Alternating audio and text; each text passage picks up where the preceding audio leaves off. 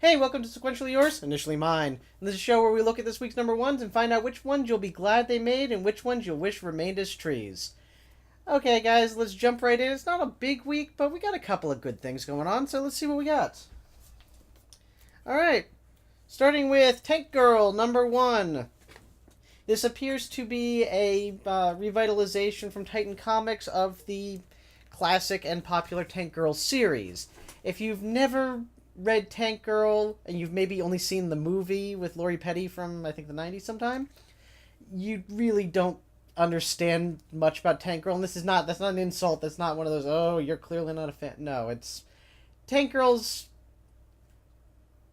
always running just on the side of too much silliness. And that's one of the things that comes through in this comic. It's Looney Tunes with more boobs.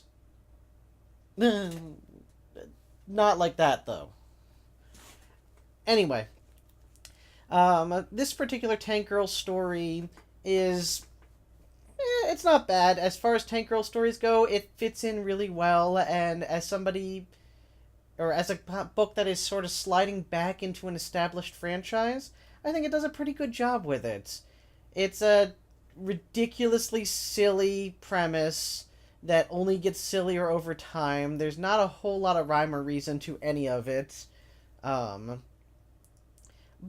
it's fun. The characters are fun. Lots of weird stuff is going on. There's an anthropomorphic kangaroo. It really doesn't get a whole lot better than a lot of that. It's not great by any stretch of the imagination. Tank Girl, I don't personally find to be great comics in general, but it's enjoyable. It could be a lot worse. It's definitely worth the read if you, A, like kind of silly, slightly crude humor, and B, are an adult. This is not a kid's book. This is not a kid's book. This is not a kid's book, just for the record.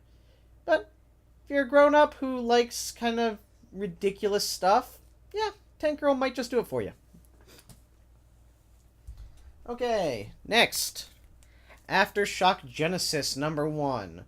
Aftershock Genesis is a $1 preview of some of their upcoming books, or some of their books that they already have out. In this case, it has two major, couple-page looks. Alters, which honestly sounds a lot like the X-Men to me. It's about people who are genetically changed in some respect. They have a specific gene that seems to give them powers, and they are feared and hated by humanity as a result. That sounds a whole lot like X-Men to me. The art's not bad, I will say that much, and it does a decent job of telling a complete story in, I think, about 6 pages? 6, 7, something like that. 1, 2, 3, 4, 5, 6, 7, 8 pages. It tells a complete story, and it's a good story in this particular one, but yeah, as Alters comes out, and when it gets to a number one, you'll see it reviewed here, but when Alters comes out, it's going to have to do a lot of work to convince me that it is not just Aftershock's X-Men. The other one that had a preview in it was for Black-Eyed Kids. Black-Eyed Kids, is that what? Yeah, Black-Eyed Kids, which, if you'll recall, I reviewed the number one of already here, and, well, yeah, my opinion hasn't really changed. There's not much to it. I'm not quite sure what's going on because they're not very clear about any of it. As a preview, it doesn't do that much. It tries to focus so heavily on building mystery that rather than give us a reason to care about any of these characters or about this world, it just gives us questions. Questions are fine. Questions without answers are fine. But it also needs to convince us that we care enough to find those answers. And I simply don't care enough to find those answers with Black-Eyed Kids. I'm sorry, I just don't. Otherwise, it's mostly a bunch of sketches and quick previews of some of the other stuff that Aftershock does. Rough Riders, Jackpot. You've seen several episodes where I've talked about these, the ones that are already out at least. Revisionist. American Monster. It's stuff. It exists. I'm not going to say that this is a great book. It's a preview book. If you're curious about what Aftershock's coming out with and you'd like a brief taste of it, it's worth $1. But otherwise, yeah, it's just a preview. It's sketches, it's sales material. All right, HannaBarbera Future Quest. This is actually really kind of cool. It seems to be taking all of the old Hanna-Barbera adventure series, like Johnny Quest, Space Ghost, the Herculoids, Birdman, all of those types of series, and throwing them together into one universe, using Johnny Quest as a sort of fulcrum point. Basic premise of this one is Johnny and Haji and the whole kind of Quest family are in the Everglades, and they're tracking down all of these portals that are opening and sending stuff through. Um, and Dr. Zinn, the Johnny Quest villain, is trying to beat them to it. These portals have been opening up all over the place. They are opening up, of course, into other universes that have the other heroes. Birdman is apparently part of this universe, but that was about it. Um, I really enjoyed it. As a fan of those cartoons, I was able to connect with these characters very, very easily. However, if somebody were not a fan of those cartoons, I think that they could still manage to connect with these characters. You don't have to know who Johnny Quest is, or Race Bannon, or Benton Quest, or Birdman. You don't have to know who these people are in order to get into this. In fact, it gave a bit of a backstory for Space Ghost that was never covered in the cartoons that I kind of liked. If you are a fan, then you're going to pick up on some things. It's been a long time since I've seen the Herculoid, so I can't remember the kind of rhino thing that shot stuff out of its horn, but that appears in here. It fell through a portal, and Dr. Zinn grabs it with this big hook, but you could see Gloop in the background in one of the panels, which I thought was kind of cute. There's a Space Ghost appears in this one as well, like both as a backstory and in his own right into the story proper. It mostly focuses on Johnny and Haji, but yeah, it was worth a read. I enjoyed it. If you like that sort of classic adventure story style, this will be right up your alley. Archangel from William Gibson. Now, I'm going to say flat out, William Gibson was one of my favorite authors growing up, and with maybe the exception of Pattern Recognition, I love all of his books. Pattern Recognition didn't quite work out for me. But yeah, Neuromancer, Count Zero. I own the DVD of Johnny Mnemonic. It's not even a very good movie, but it's related to William Gibson, so I own it. So take this with a grain of salt, but I really enjoyed Archangel. It managed to create an interesting world and an interesting premise. It's a time travel premise. Essentially, this starts with a post-apocalyptic world. The president and his son, who is also vice president, have ruined everything. And essentially, they have gone back in time to guide stuff so that they can still be in charge, but things don't suck quite as much. Meanwhile, the other person operating the time travel device has sent back other people to essentially stop them from being able to make these decisions and create a world that is both better and free of these two. It's an interesting premise. I like the characters so far. I buy into them very, very quickly. One thing that I will say about Agent Carter is that it has opened up a whole new character type in the competent British agent. And that's what we've gotten here, and I love this character as a result. We haven't seen that much of it up until this point, and now we're starting to get more of them, and I like this character archetype. But more to the point, I like this character. She is believable, she is forthright, she is honest, she is heroic. Everything that you kind of want out of this. I'm looking forward to seeing what they do with the pilot, who is one of the characters. He doesn't have a name yet. But one thing that I thought was really kind of interesting was, since he went back in time to when he went back in time to 1945 and he got captured, and one of the things they found is that he's got a lot of tattoos. like a lot of people in 2016 have a lot of tattoos. In 1945, this is very strange to them, and they're wondering if it has some sort of significance other than maybe he likes his tattoos. It's kind of an interesting way of approaching things.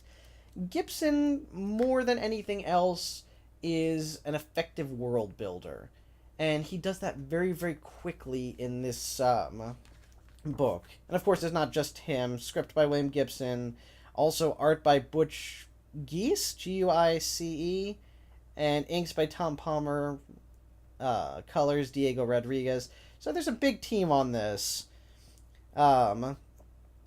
But yeah, the colors are great. I love the colors. I love the inking, the shadows, and the way that it's approached. Very, very well done. The character designs are great. Reading in the back, it's kind of interesting because they have the book. It's $5, but it also includes a lot of kind of background information, character sketches, script details, that sort of stuff in the back, which I really liked. And one of the things I liked is that the main villain, when they describe him, it really does come across when you see him. The artist really did a great job of taking that sort of description and turning it into something visual. And that's what I'm really loving about this. This is Gibson's first step into comics, and I really hope that Archangel continues for a while and we can get a great story out of this. Alright. Every week there's got to be a number one, and that's what we're at today. May from Dark Horse Comics. This is actually an effort by Gene Ha, who is a legendary artist, but this time he is writing as well as doing the art. He doesn't do that often. I believe he's done it once in the past, maybe. It was an X-Men thing, I think. I can't remember, but May is definitely worth the read. I immediately fell into this world and these characters. It, again, much like Johnny Quest, it deals with sort of alternate dimensions and portals and stuff, but it suggests the possibility of, often when we talk about a portal story, when we talk about these stories of people going places, Oz, Wonderland, Narnia, etc., people go through. People on our side go through. What if people were coming back? What if monsters were coming back? Strangely enough, this has also been falling in with my non-comic media consumption, as I just finished New Century Secret Rooms, which proposes a similar concept. It's an audio drama, in case you haven't seen. I highly recommend it. Very, very good. That being said, though, mostly what I like about this is I like the two main characters. Well, three main characters, really. May is such an easily understandable person, so quick to be likable. She's obviously kind, but smart, considerate. There's a lot to her. Similarly, let's see, what's the other character's name here? Dahlia, nice addition. I like their interactions. I like that they're both very clearly very geeky characters, but this doesn't define them entirely. May's sister, also really well put together. I love the character design on her. I love kind of how everybody looks, and I most especially, again, this is me, so I most especially like the coloring on this. The coloring on this is wonderful. It's a lot of kind of purple hues to it, and it works so well. The character designs are a little cartoony, but not in a bad way, in sort of a good way that allows them to be very expressive and to convey a lot of emotion with very little dialogue to back it up. We can see what's going on. It takes the visual medium and makes a lot of work out of it. It really just does a great job with that. Plot-wise, I'm still waiting to see where it goes. The basic concept is nifty. I like the idea, but we didn't get much further than the basic concept in this. I've said it before, and I will say it again. With a number one, you really do want to, if at all possible, create a self-contained story, something with a beginning, middle, and end, so that we can see how we like the resolution on things, so that we can see what the possibilities of this world are. My major problem with May is that it just does not have an end. It sort of does. It gives them sort of one small goon to take care of, and they deal with the small goon, but there's still a lot that's left hanging at the end, especially since they don't really deal with the small goon. And I think that there is probably a better way that this could have gone about. That being said, though, the pacing is excellent, so I'm not sure where you could really insert more or cut it off at any point. And I don't want to be there. I don't want to be the guy saying that I wish that this person wrote a different story, because I don't. I like this story quite a bit. More than anything, though, what I want to see out of this in the future is I want to see it move in a direction, and that's what I feel is missing here, is the direction. I don't know where this story is ultimately pointed at. Hopefully, though, as it goes on, we'll be getting more of that. Again, it's worth the read. I absolutely adored it, and more than anything, I got into it very, very easily, very, very quickly. There's a... Stop that. There is a sense of good writing, at least for me. When I'm reading something that I know that I enjoy, when I'm reading something that I know I'm loving, it feels like breathing when I come back to it. As if I had been holding my breath and then suddenly... That's what I got with this, having not read it before. And that's what I really like out of comic books and literature in general. I'm not sure if you're going to have that same reaction, and that's fine if you don't, but I really think that this is worth the shot.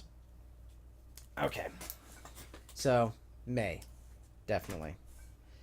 Alright, so before we wrap this up, let's talk about what this week's oddly congruent theme is. The oddly congruent theme for this week's round of comics is... portals. Yep, portals all over these books. It is very, very strange. And again, it's also strange. Maybe I'm just primed to notice portals right now because of listening to New Century, but yeah, portals. So, I don't know what your opinion's going to be, but these ones were initially mine. Take care.